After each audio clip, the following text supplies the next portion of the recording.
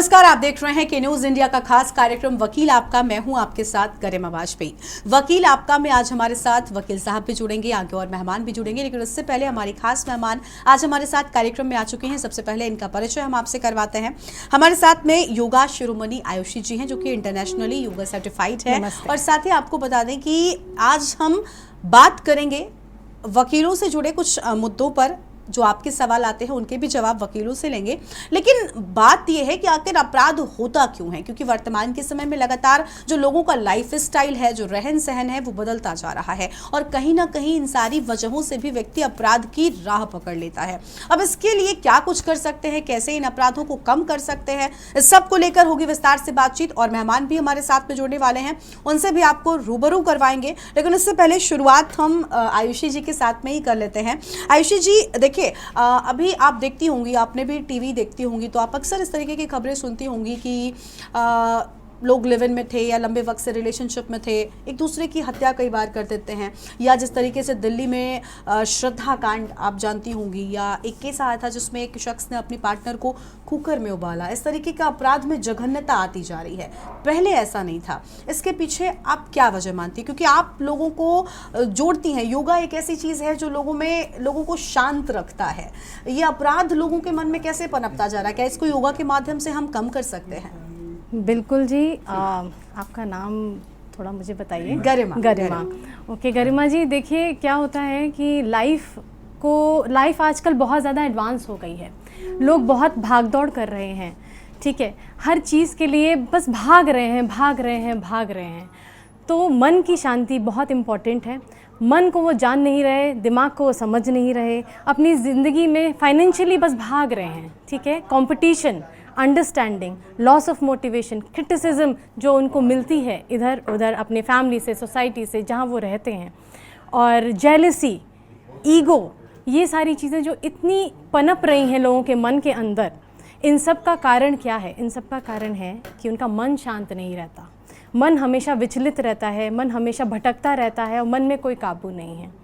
अगर आप अपने मन को समझेंगे, अपने शरीर को समझेंगे, अपने मन को जानेंगे, तो आपकी ज़िंदगी बहुत इजी हो जाएगी, बहुत साधारण हो जाएगी। कोई भी घटनाएं नहीं होंगी, क्योंकि आप क्या कर रहे हैं, आप खुद से इतनी आशा नहीं कर रहे हैं जितनी आप सामने वालों से कर रहे हैं। आप जब खुद को ही नहीं समझ रहे हैं, आप कैसे सामने वाले से इतनी आशा कर सकते हैं? खुद से आशा कीजिए, खुद को समझिए, आप कहाँ हैं ज़िंदगी में, किस जगह हैं, क्या करना चाहते हैं लाइफ में, उसको समझिए।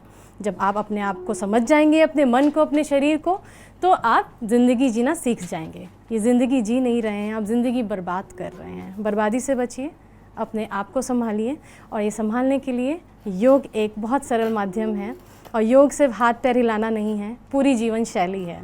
अगर ये ज़िंदगी इतनी अच्छी से जी जा सकती है, तो आप इन सब से अपने आप ही दूर हो जाएंगे। ना कोई प्रॉब्लम होगी, ना किसी को दिक्कत तकलीफ, ना हत्या, ना ये सारे कांड जो बता रहे हैं। देखिए, आपने बहुत ही अच्छे शब्दों में बताया। आज हम अपने कार्यक्रम में एक नया मोड़ लेकर आए हैं। आमतौर पर हम अपराधों को लेकर बात करते हैं। वकील आपका हमारे कार्यक्रम का नाम है, जिसमें हमारे साथ में वकील होते हैं, लोगों की समस्याओं का समाधान बताते हैं कि कैसे वो इन समस्याओं से उबर सकते हैं। लेकिन क्योंकि हमारा मकसद है आम लोगों को फायदा पहुंचाने का, इसलिए हम आज कार्यक्रम में बुलाकर लाए हैं आयुषी जी को, ताकि वो ये बताएं कि अपराध कम कैसे होगा, अपने लाइफ स्टाइल में कौन से बदलाव हम करेंगे जिससे अपराध में कमी आ जाएगी। खैर, आयुषी जी के पास जाएंगे, लेकिन उससे पहले एक और मेहमान हमारे साथ में जुड़ चुके हैं। विनय सिंह जी हमारे साथ में जुड़ चुके हैं, जो कि अधिवक्ता है हाईकोर्ट से। विनय जी, बहुत स्वागत आपका हमारे के न्यूज इंडिया के खास कार्यक्रम वकील आपका में। विनय जी के पास जाएंगे। विनय जी, आज हमने अपने कार्यक्रम को खास बनाया है। एक और मेहमान हमारे साथ में है, वो एक तरफ अपराध को लेकर बात कर रही हैं, लेकिन दूसरी ओर जब अपराध हो जाता है,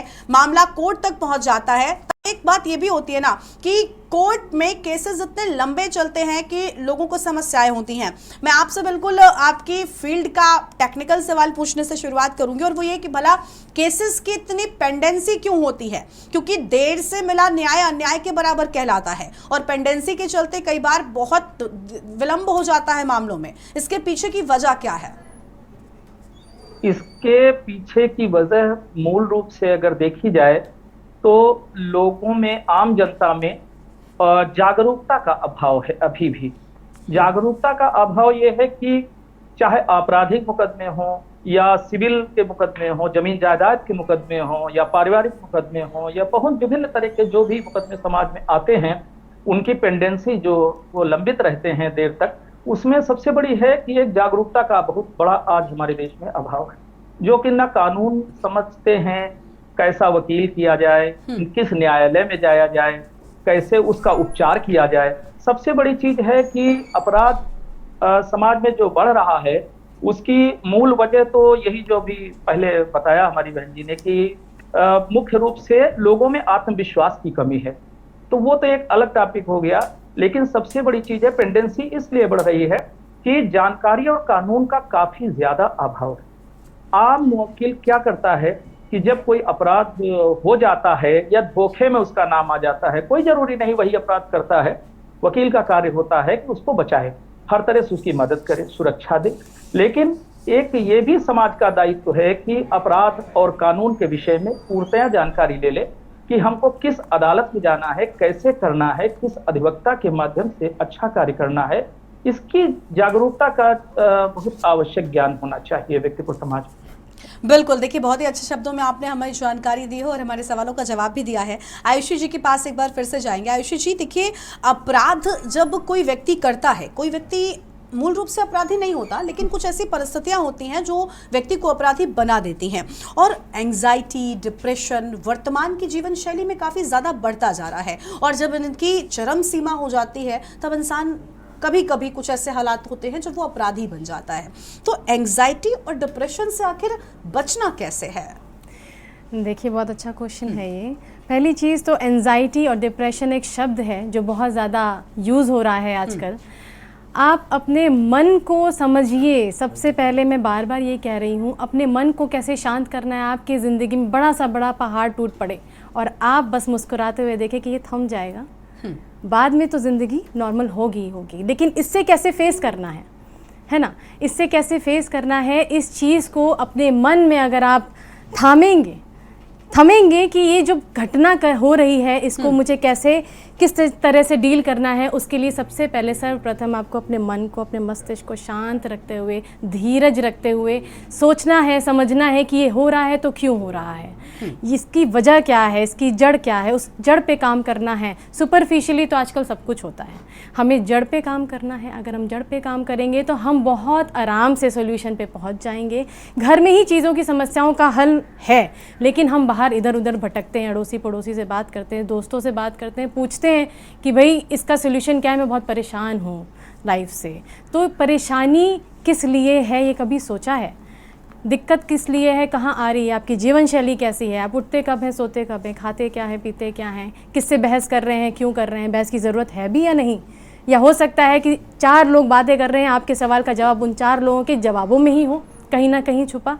ज़रूरी नहीं है हर जगह बहस करना, ज़रूरी नहीं है हर जगह घुसना और अपने आप को प्रूफ करना या ईगो लेकर आना। सबसे बड़ी बात है, ईगो तो होनी ही नहीं चाहिए इंसान के अंदर। ये एक बहुत बड़ा शब्द है जो कि लोग अपने ज़िंदगी में लेकर आ जाते हैं और फिर उसको अहम के भाव को लेकर आते हैं और फिर बस आगे बढ़ते हैं। फिर कभी किसी को मारते हैं, कभी किसी को काटते हैं, कभी लड़ाइयाँ करते हैं, दंगे करते हैं। ज़रूरत होगी ही नहीं अगर आपको खुद समझ में आएगा हु आर यू, आप कौन हैं।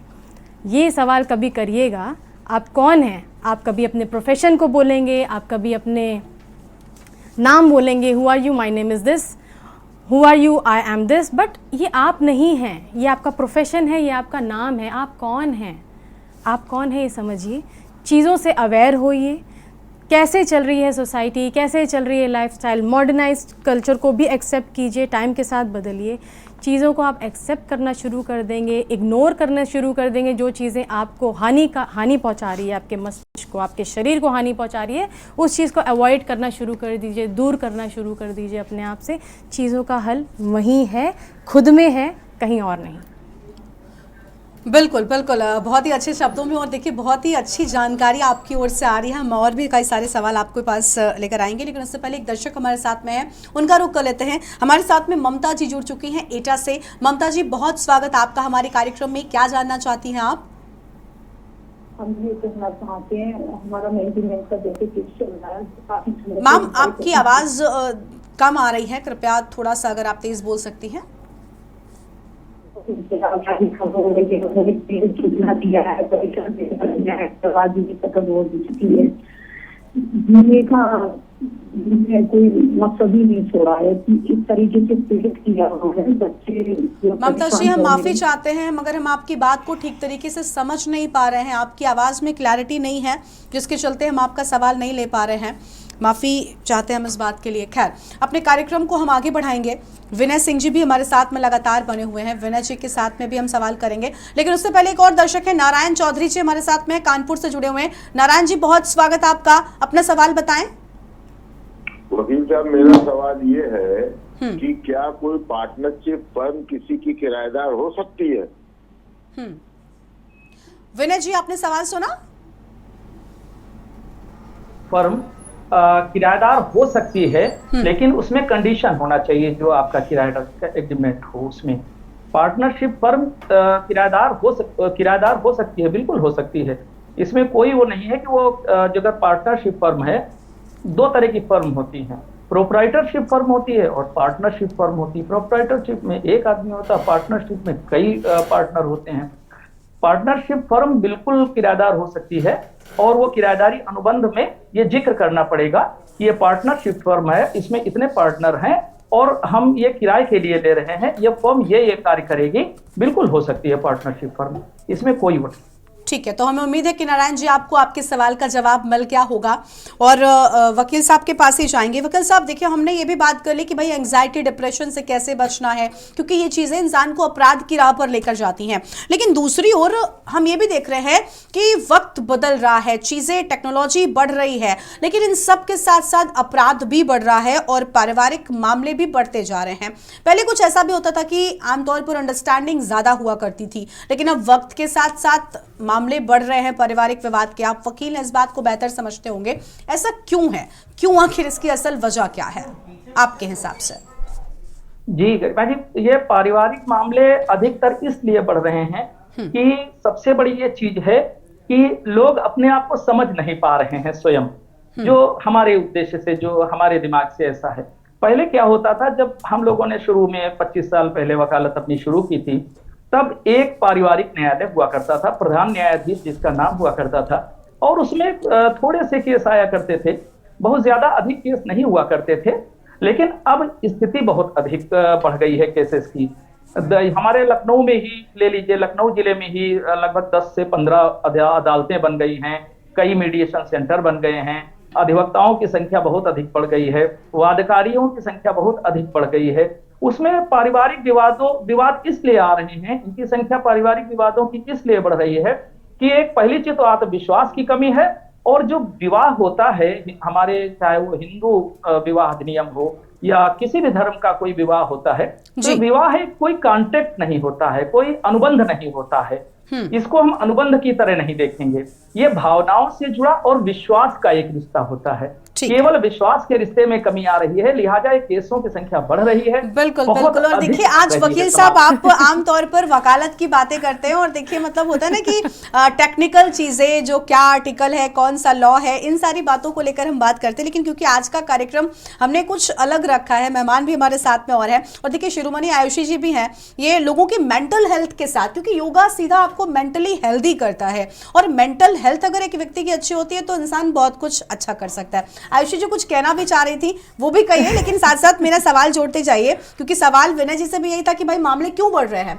अब हम आपसे ये जानना चाहते हैं कि ये मामले ना बढ़े, इसके लिए जीवन में क्या बदलाव हो सकता है, क्या करना चाहिए एक सामान्य जीवन जीने के लिए? देखिए, सबसे पहले तो मैं वापस आऊँगी आपके पिछले सवाल पे, जो इन्होंने भी बोला। देखिए, इसके पीछे सबसे बड़ा हाथ है सोशल मीडिया का। ठीक है, सोशल मीडिया का सबसे बड़ा हाथ है। और देखिए, सिक्के के दो पहलू होते हैं, हाथ इधर से ज़्यादा सफ़ेद और इधर से थोड़ा डार्क होता है ना। तो इसी तरह से सोशल मीडिया एक बहुत अच्छा पर्सपेक्टिव है, बहुत अच्छा इस्तेमाल किया जा सकता है इसका, पॉजिटिव वे भी इसका है। बट नेगेटिव वे क्या है, लोग, family, couples, relationship is getting disturb कैसे हो रहा है कि भाई फैमिली में कुछ भी हो रहा है मेरे इस नोन ने, उस ब्लॉगर ने रील्स बनाई हैं कपल गोल्स के, ऐसे ऐसे। अब फैमिली में क्या प्रॉब्लम हो रही है, आप इंटरनली कैसे रह रहे हैं, वो एक अलग कॉन्सेप्ट है, लेकिन आप दिखा रहे हो सबको कि हम बहुत अच्छे से रह रहे हैं, दिस इज़ द कपल गोल और दिस एंड दैट। तो हो क्या रहा है, लोग कंपटीशन बहुत ज़्यादा बढ़ चुका है, इंटरनली कोई काम नहीं कर रहा है अपने ऊपर, अपने रिश्तों पे काम नहीं कर रहा है, क्योंकि सोशल मीडिया में इंस्टाग्राम को लेके देते हैं, उसमें रील्स बनती हैं, वीडियोस बनती हैं। तो भाई वो खुद पे काम ना करके किसने ये किया, फलाने ने ये किया, उस ब्लॉगर ने ऐसा किया, हमें भी ऐसा करना चाहिए, दिखाना है लोगों को, दिखाने के लिए, ये सब कुछ दिखाने के लिए हो रहा है, इंटरनली काम नहीं हो रहा है। इंटरनली पता चल रहा है, आजकल न्यूज़ में भी कितना आता है कि वो अभी शादी हुई है, 3 महीने बाद अलग हो गए। हालांकि 3 महीने तक उनका यही चल रहा था कि these are the main couple, ऐसा ही हमें भी बनना है, ऐसे ही हमारी शादी होनी चाहिए, इतनी खूबसूरत डेस्टिनेशन वेडिंग होनी चाहिए, और काफ़ी तमाम क्वेश्चंस आते हैं। लेकिन सोशल मीडिया को इस्तेमाल कैसे करना है, उसमें और भी बहुत सारी चीज़ें हैं, उसको वैसे यूज़ कीजिए। आप उसकी नेगेटिविटी को इतना ज़्यादा अपने ऊपर इम्पैक्ट मत होने दीजिए। आप कोशिश करिए कि देखिए, सीखिए, समझिए और इंटरनली उस पर काम करिए, सुपरफिशियली नहीं कि आपने बस किया और लोगों को दिखा दिया और अंदर लड़ रहे हैं, बिल्कुल भिड़ रहे हैं। यानी दिखावे से ऊपर आकर अपने जीवन शैली को जीना है। और इसके साथ साथ मुझे आपकी इस बात को सुनकर एक बात याद आ गई, वो कहते थे ना कि टेक्नोलॉजी अगर वरदान है तो इसका अगर गलत या गलत तरीके से इस्तेमाल हो तो यह अभिशाप भी कहलाती है। खैर, वकील आपका हमारे खास कार्यक्रम वकील आपका में हमारे साथ में योगा शिरोमणि आयुषी जी तो बनी हुई है, इसके साथ ही हमारे साथ में है विनय सिंह जी जो कि अधिवक्ता हैं हाईकोर्ट की ओर से। दोनों मेहमानों का एक बार फिर से स्वागत, आपका भी स्वागत हमारे कार्यक्रम में एक बार फिर से। अभी हमने सवाल किया विनय जी से, अब आयुषी जी भी हमारे साथ में लगातार बनी हुई हैं। विनय जी के पास पहले जाएंगे। विनय जी, देखिए, हमने पारिवारिक मामले बढ़ क्यों रहे हैं इसको लेकर आपसे सवाल किया था। पारिवारिक मामलों के साथ साथ अब ऐसी भी चीज़ें आती हैं कि देखिए रिलेशनशिप में भी, चाहे पति पत्नी का विवाद हो या पति या फिर घर में भाई बेटे का, माता पिता का, इस सब तरीके के रिश्तों में इतनी दरार क्यों आ रही है? क्योंकि भाई भाई की तरक्की को देखकर एक भाई की हत्या कर देता है। मैंने अभी कुछ दिनों पहले ये खबर अपने दर्शकों को बताई। अब आप सोचिए, एक शख्स की तरक्की को देखकर इतना मानसिक रूप से प्रभावित हुआ कि उसने उसके पूरे परिवार की हत्या कर दी। इसके पीछे असल वजह मेंटली क्या है, इसका जवाब तो आयुषी जी देंगी, लेकिन आप बताइए कि ऐसे मामलों में आप किस तरीके से काम करते हैं? क्योंकि कहीं ना कहीं होता ना कि आपने कहा था कि भाव बहुत ज़रूरी है रिश्तों में, और रिश्तों में भाव पति पत्नी के अगर ज़रूरी है तो भाई भाई के में भी उतना ही ज़रूरी है, माता पिता या माँ बेटे के बीच में भी उतना ही ज़रूरी है। अब रिश्तों को शर्मसार कर देने वाली खबरें आती हैं। जी, बहुत अच्छा क्वेश्चन आपने समाज के लिए किया है, और इसका मेरे हिसाब से ये है कि कभी थोड़े दृष्टांत लेने पड़ते हैं जीवन के, चाहे वो हमारे आध्यात्मिक ग्रंथ हों या हमारे समाज के कुछ अच्छी चीजें हों, किसी भी धर्म के किसी भी आध्यात्मिक ग्रंथ से कुछ दृष्टांत लेने पड़ते हैं। जैसे कि हम भगवान श्री राम को जब वनवास दिया गया तो कायदे से तो उनकी विमाता जो कैकेयी थी उन्होंने वनवास दिया था। उनकी मूल माता जो थी, मेन माता जो थी कौशल्या जी, उन्होंने वनवास नहीं दिया था। यदि भगवान श्री राम चाहते तो उस समय किसी भी न्यायालय तो नहीं थे, लेकिन किसी भी वशिष्ठ या किसी भी उसमें अदालत में या कहीं भी अपना बात रख सकते थे कि मैं वन को नहीं जाऊंगा क्योंकि मेरी माता ने मुझे वनवास नहीं दिया है और पिताजी ने तो दिया ही नहीं था। लेकिन उन्होंने समाज को दिखाने के लिए, समाज में एक अच्छा उदाहरण प्रस्तुत करने के लिए उन्होंने वनवास को ग्रहण भी किया और ये कहा कि मेरी माता के द्वारा दिया गया ये वचन है और मैं बड़ा हूं इसलिए जंगल का बड़ा राज्य ले रहा हूं, भरत छोटा है इसलिए अयोध्या का छोटा सा राज्य दे रहा हूं। मेरे कहने का दृष्टांत केवल इतना है कि उनकी सोच कितनी बड़ी थी कि देखिए समाज में हमारे विघटन ना आने पाए, हमारे परिवार में विघटन ना आने पाए, लिहाजा कितनी अच्छी बात उन्होंने इस समाज के लिए छोड़ी थी। एक उदाहरण हमारा देखा जाएगा, वास्तविक अगर हमारा लोकतंत्र देखा जाए तो उसी समय से देखा जा सकता है, ये किसी भी धर्म में देखा जा सकता है। हर धर्म एक ही शिक्षा देता है कि हम अपने मन मस्तिष्क को, अपने परिवार को, अपने समाज को संतुलित करके चले। जैसा अभी हमारी पहले जो हमारी बहन ने बताया कि जो सोशल मीडिया है सबसे ज्यादा बिगाड़ का कारण बस यही है। अभी मेरे पास एक पारिवारिक न्यायालय में मुकदमा आया, वैसे तो मेरे जूनियर करते हैं लेकिन मैं स्वयं उसमें थोड़ा सा लगा। उसमें हुआ ये था कि कोई कारण नहीं था, कोई इशू नहीं था, लेकिन पति पत्नी का रिश्ता इतना खराब हो गया था कि वो डाइवोर्स, तलाक के मुद्दे पर आ गया था, स्थिति पर आ गया था और दोनों बिल्कुल अलग अलग ही होना चाहते थे।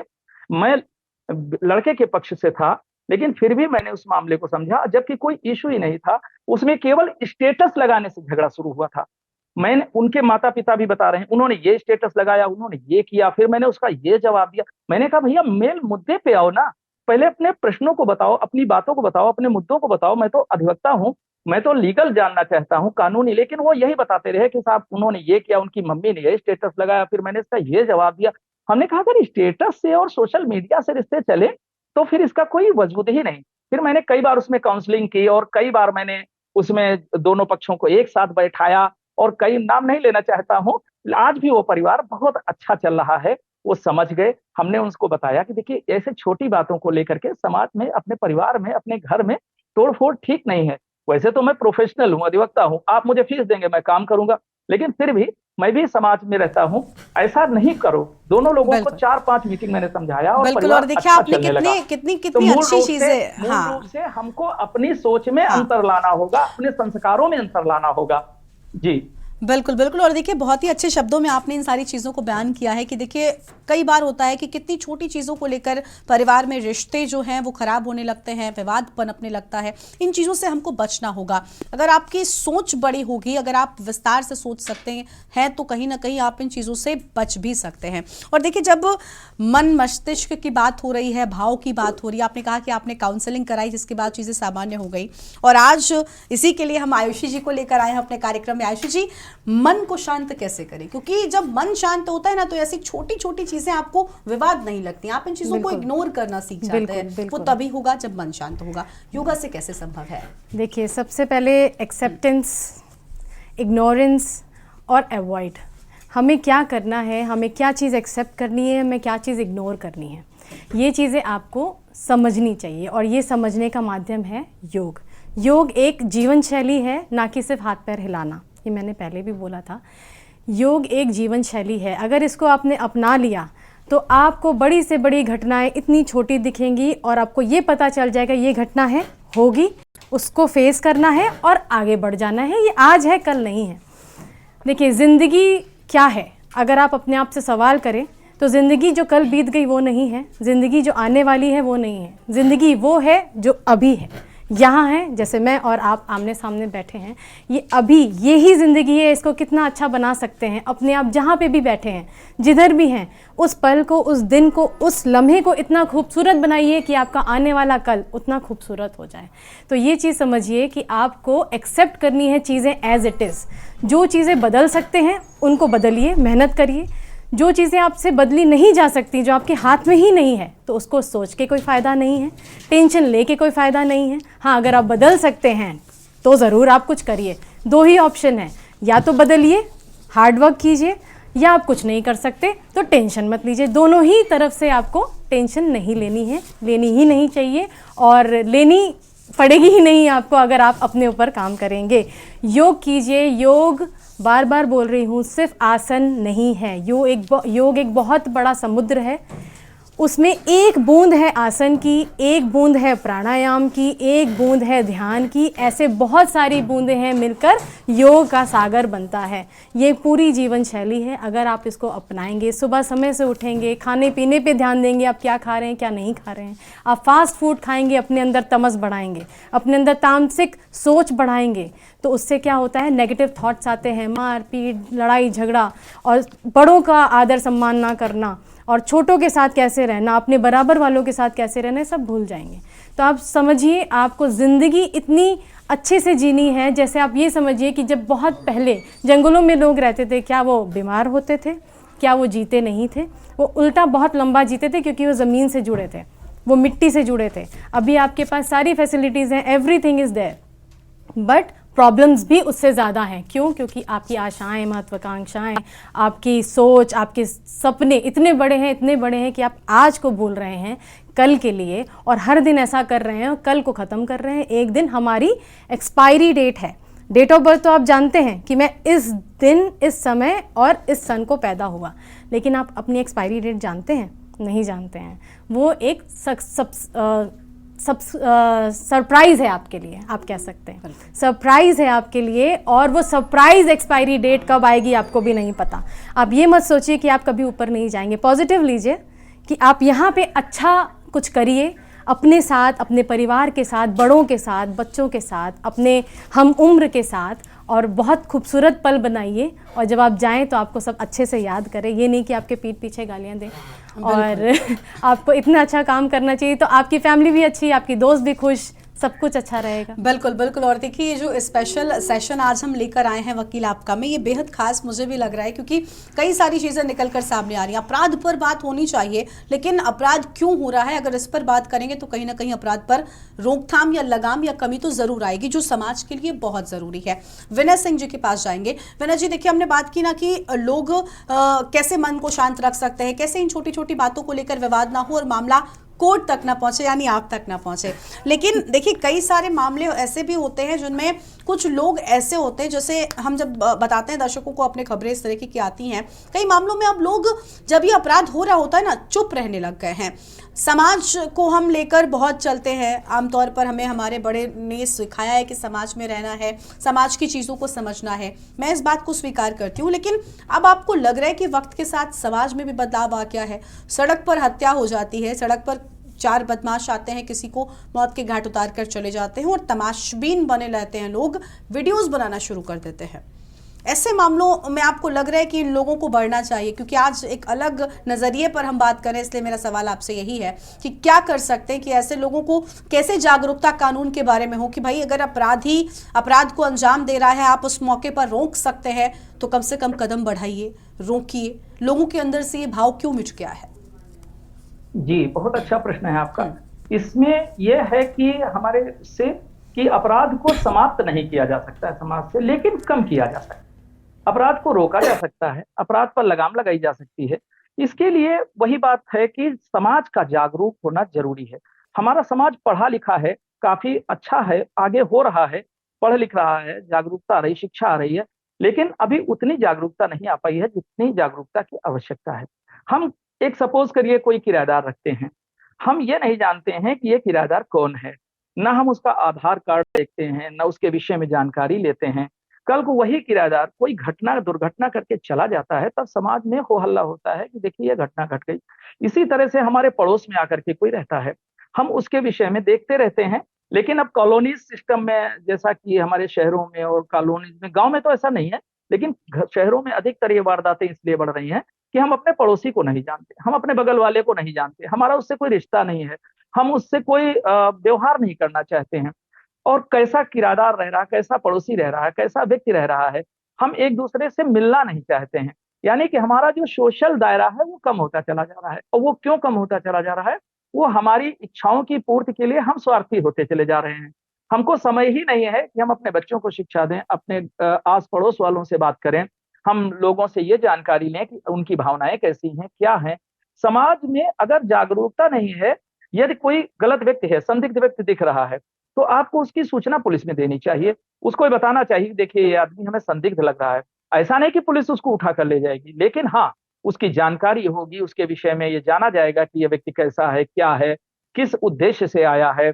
अगर कोई संदिग्ध है तो ऐसे नहीं सबके विषय में देना चाहिए जानकारी, कि हर आदमी को शक की निगाह से भी नहीं देखना चाहिए। 90 नहीं 99% लोग बहुत अच्छे हैं, 1-8% लोग समाज के ऐसे हैं जो कि समाज, जिनका मस्तिष्क ही आपराधिक है, वही लोग ऐसा कार्य करते हैं। बहुत ज्यादा ऐसे लोग नहीं हैं। हाँ, उनका जो संगठन है उसमें जुड़े हुए बहुत सारे लोग हैं। जो 1-2% ऐसे लोग हैं, उनका जो संगठन बनता, ऑरा बनता है, वो कई और लोगों को अपने साथ जोड़ लेते हैं। और जब अपराध हो जाता है तो कई अन्य लोगों के भी नाम, झूठे नाम उसमें आ जाते हैं कि भाई ये साथ रहे, इन्होंने किराएदारी अनुबंध बनवाया था, इन्होंने मदद की थी, इन्होंने ये किया था। पुलिस उनको झूठे मुकदमों में फंसा देती है। अब वो एक बार अपराध का टीक उनके ऊपर दाग लगा तो वो आदमी भी उसी श्रेणी में गिना जाता है कि समाज में अपराध बढ़ रहा है। इसके लिए सबसे बड़ी चीज है कि समाज में शिक्षा के साथ साथ जागरूकता की बहुत अधिक आवश्यकता है। अगर हम शिक्षित और जागरूक हैं तो अपराध से बच सकेंगे। आप कहीं रास्ते में जा रहे हैं, कोई व्यक्ति आपकी गाड़ी रुकवा रहा है, क्यों रुकवा रहा है, क्या कारण है उसका? उसका उद्देश्य गलत भी हो सकता है, अच्छा भी हो सकता है, किसी की मदद भी हो सकती है, और आपके साथ या समाज के साथ कोई दुर्घटना भी घटित हो सकती है। तो ये विवेक आपका काम करेगा। उस समय बिल्कुल, आपको यानी क्या करना विवेक के साथ काम करना है, धैर्य रखना है। और देखिए विवेक बड़ी के अच्छी साथ चीजें कार्य आज करना। कार्यक्रम में निकल कर सामने आ रही हैं। एक तरफ विनय जी कह रहे हैं कि भाई सजग रहना है, दूसरी ओर आयुषी जी का कहना है कि सजग के साथ साथ सरल रहना है ताकि जीवन आसान हो सके। हमारे इस कार्यक्रम को और खास बनाने के लिए हमारे साथ में एडवोकेट सत्येंद्र अवस्थी जी भी जुड़ चुके हैं। सत्येंद्र जी, बहुत स्वागत आपका भी हमारे कार्यक्रम वकील आपका में। आप थोड़ी देरी से आए। आज हम बात कर रहे हैं कि भाई अपराध जो होते हैं, आप लोग वकील हैं, आपके पास बहुत से मामले आते होंगे, कई बार आप भी ये सोचते होंगे कि आखिर ये अपराध क्यों हुआ, एक व्यक्ति इस तरह से इन परिस्थितियों में क्यों यहाँ तक पहुंचा कि उसे अपराध करना पड़ा। क्योंकि कोई भी, कुछ लोग, अपराधियों में भी कैटेगरी होती है, आप इसको बेहतर समझते होंगे कि कोई ज्यादा अपराध करता है या कोई परिस्थितियों में ऐसा हो जाता है कि उस अपराध वो कर जाता है, या आप जानते होंगे बेहतर मुझसे। लेकिन क्या वजह है कि आखिर अपराध वर्तमान के समय में बहुत ज्यादा बढ़ रहा है? सत्येंद्र जी, सबसे पहला सवाल मेरा यही है, आप इसके पीछे की क्या वजह मानते हैं? अपराध इस समय जो आर्थिक बेरोजगारी है इस कारण बढ़ रहा है, मेन अपराध का ये कारण है। और लोगों में हर तरह के मैटर आते हैं, फैमिली मैटरों में या एफआईआर मैटरों में, इस तरह के लोग अपना कहीं ना कहीं आपा खो देते हैं और अपराध करते हैं। और मेन अपराध तो आर्थिक अपराध ज्यादा हो रहा है, बेरोजगारी है अपराध का कारण। बिल्कुल, यानी आप देखिए बहुत ये भी चीज़ें बिल्कुल ठीक है ना आयुषी जी? अगर हम देखें तो ये चीज़ें भी बिल्कुल ठीक है, क्योंकि आप अगर जीवन में व्यस्त रहेंगे, चीज़ों में आप संलिप्त रहेंगे, तो आप शायद गलत रास्तों पर ना जाएं। अच्छा आयुषी जी, अब मेरा सवाल आपसे ये है कि देखिए बहुत अच्छी बात निकल कर सामने आई सत्येंद्र जी की ओर से कि बेरोजगारी भी कहीं ना कहीं इंसान का खाली दिमाग शैतान का घर होता है, ये कहावत हम अपने बड़ों से सुनते आए हैं। लेकिन आप ये भी मानेंगे कि कई बार ऐसे भी केसेस हुए हैं जहाँ पर बहुत पढ़े लिखे लोग रहे हैं, कई अच्छे पदों पर आसीन रहे हैं, व्यस्त भी थे, बावजूद इसके अपराध हुआ। तो योग से क्या करें कि मुकदमे कम हो जाएं? योग से योग करें। क्या बात है? योग, देखिए बार बार बता रही हूँ, योग एक लाइफस्टाइल है। लाइफस्टाइल मतलब जीवन शैली। अगर आप इसको अपने लाइफ में लेकर आएंगे, उस लाइफस्टाइल में रहेंगे, तो आपका सबसे पहले तो दिमाग शांत होगा। अगर मैं योग की लैंग्वेज में बोलूं कि देखिए, आपका कुछ भी काम होता है दिमाग के हिसाब से होता है। आप चाहोगे उंगली उठाना किसी की तरफ, तो दिमाग ने कहा तभी तो उंगली उठी, ठीक है। अगर आप ये चाहेंगे कि आपको इधर से उधर उठ के जाना है, तो आपके दिमाग ने कहा ना, तभी तो आप जा रहे हो। लेकिन दिमाग कहता है तो बॉडी चलती है, लेकिन दिमाग को कंट्रोल करने के लिए हमें क्या कंट्रोल करना चाहिए? कभी सवाल सोचा है आपने? नहीं। देखिए, दिमाग, शरीर कंट्रोल होता है दिमाग से, दिमाग कंट्रोल होता है हमारी सांसों से। हम खाने के बिना रह सकते हैं, हम निर्जला व्रत रख सकते हैं, हम सांस के बिना नहीं रह सकते। तो हमें सबसे पहले अपने सांसों पे काम करना है थ्रू योग।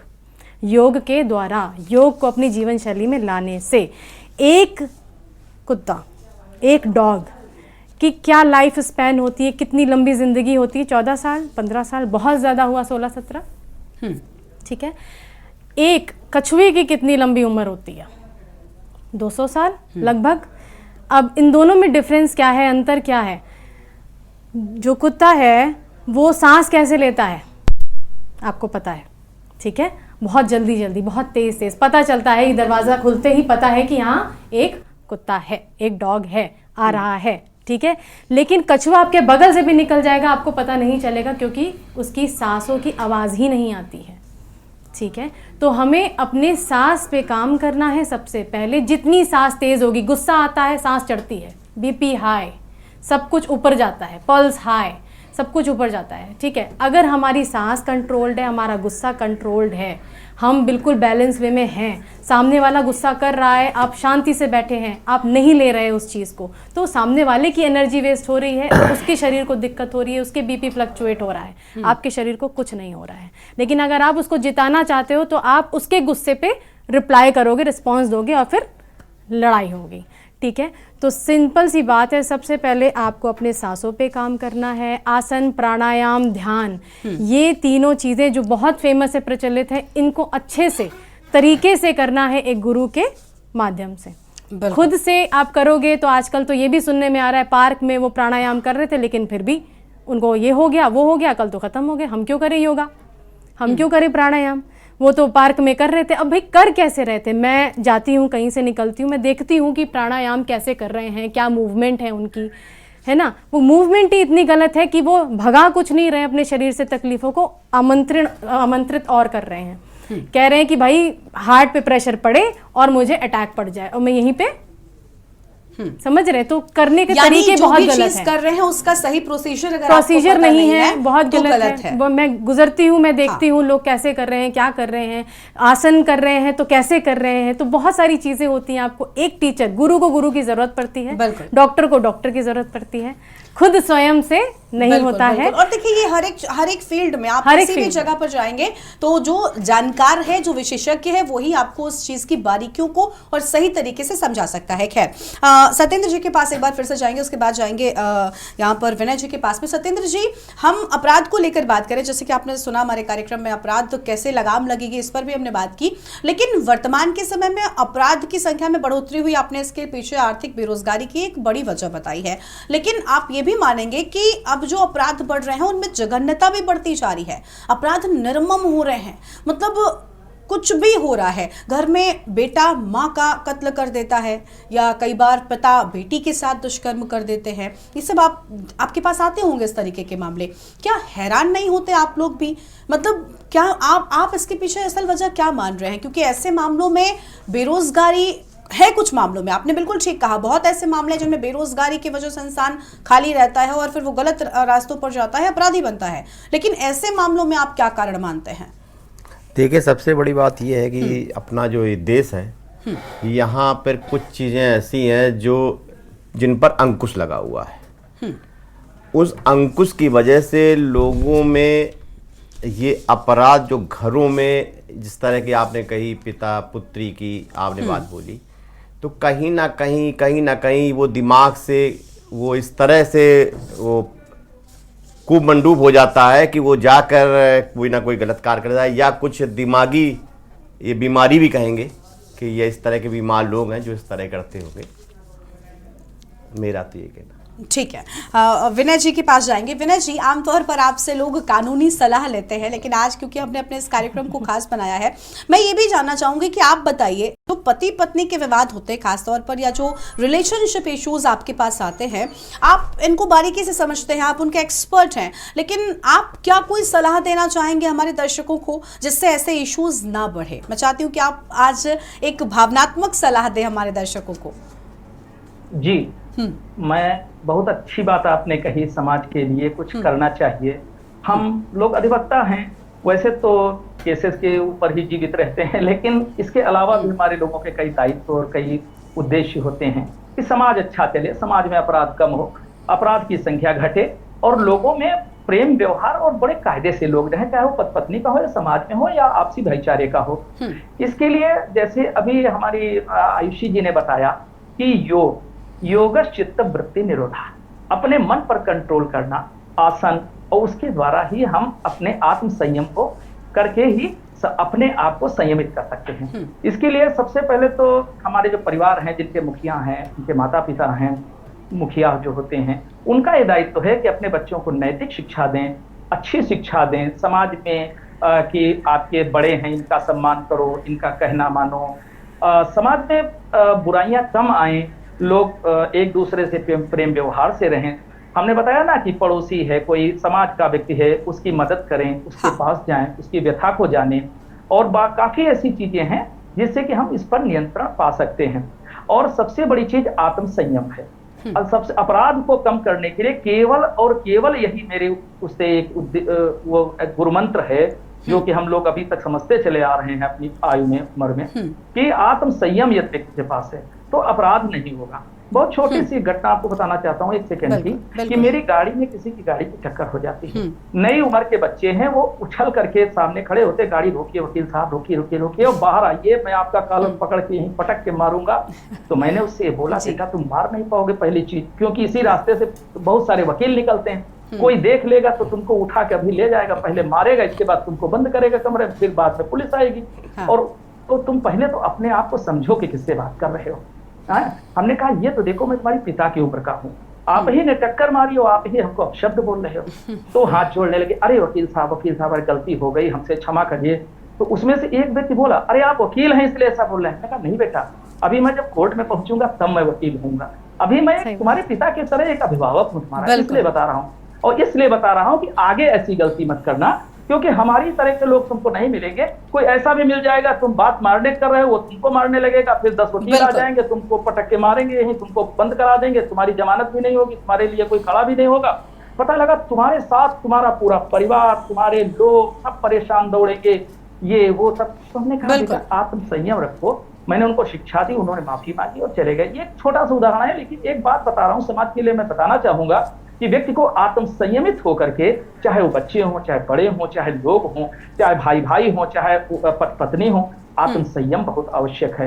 इसी से हमारे समाज में अपराध में कमी। बिल्कुल, आत्म संयम अगर होगा तो इंसान कहीं ना कहीं बेहतर जीवन की ओर बढ़ सकता है। और आत्म संयम से कई सारी मुसीबतें भी हैं जो हमारा पीछा छोड़ देंगी, या जिन मुसीबतों को पार पाकर हम आगे बढ़ जाएंगे। खैर, अब जाएंगे आयुषी जी के पास में। आयुषी जी देखिए, सवाल मैं ये भी आपसे करना चाहूंगी कि भारत युवा देश कहलाता है और युवाओं में संयम कम होता है। जैसा कि अभी आत्मसंयम की बात हो रही थी, धैर्य कम होता है, सब कुछ करना है, जल्दी से करना है, किसी की बात नहीं सुननी है। मैं इसे इस वे में कह रही हूँ कि कई बार होता है ना कि बर्दाश्त नहीं करना है। इन चीज़ों से युवाओं के लिए क्या मैसेज आप देना चाहेंगे कि कैसे इनसे पार पाना है, इससे आगे कैसे बढ़ना है, अपने आप को संयमित कैसे बनाना है?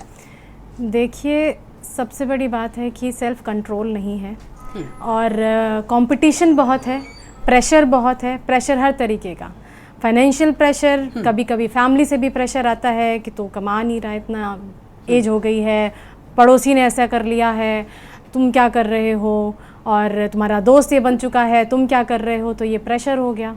तो उसमें कहीं ना कहीं इंसान अपने आप को खोता है। रिस्पॉन्सिबिलिटीज़ इतनी डाल दी जाती हैं कि वो समझ नहीं पाता है, उसकी ख्वाहिशें, उसकी स्किल्स कुछ और होती हैं, वो करने कुछ और लगता है, तो इसी भाग दौड़ में वो लग जाता है। तो समझना चाहिए पेरेंट्स को, समझना चाहिए उस बच्चे को खुद भी, अगर वो नहीं कर सकता कुछ, अगर उसको नहीं मालूम है कि क्या करना है, उसका मार्गदर्शन पेरेंट्स करेंगे। और उसको खुद भी समझना चाहिए कि वो क्या चाहता है, उसकी स्किल्स क्या है, वो किस चीज़ में आगे बढ़ सकता है। अगर पेरेंट्स सपोर्टिव हैं तो दोनों तरफ से बैलेंस होना चाहिए, ना पेरेंट्स को प्रेशर देना चाहिए, पेरेंट्स को बच्चों को समझना चाहिए। अंडरस्टैंडिंग का मैटर है।